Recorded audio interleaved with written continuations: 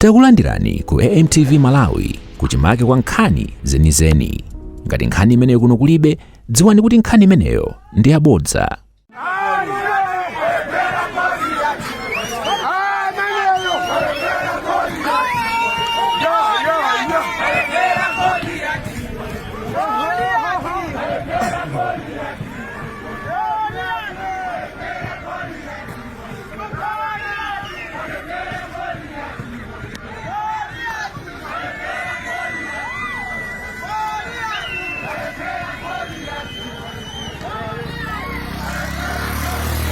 Apa ndi mzinda wakulu kwambiri umene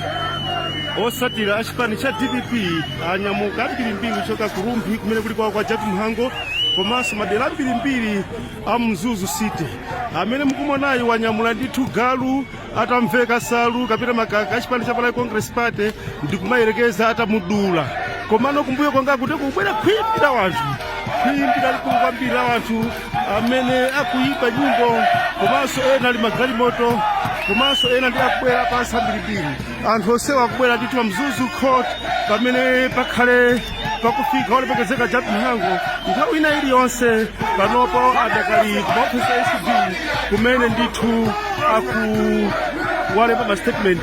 pokonzekera kuti abwere kukhoti apa tili pa roundabout ya Mzuzu Court pamene mkuona anyamata ambirimbiri komanso osatira chipani cha DPP ambirimbiri motsogozedwa ndi Deputy Director of Youth muona Daniel Nkhata komanso timasapota ambirimbiri ochokera madera osiyanasiyana kuno ku Mzuzu akuyimba akuvina. Mzuzu panopa yatekeseka, Mzuzu panopa yabalalikiratu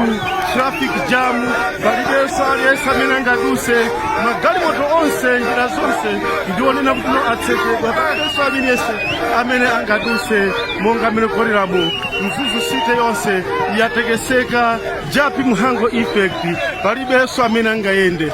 Support a DPP alanda town ya Mzuzu akuimba nyimbo monyadira kuti Goliati uwalephera msiku la lero. Osayiwala kupanga subscribe ku channel ya AMTV Malawi.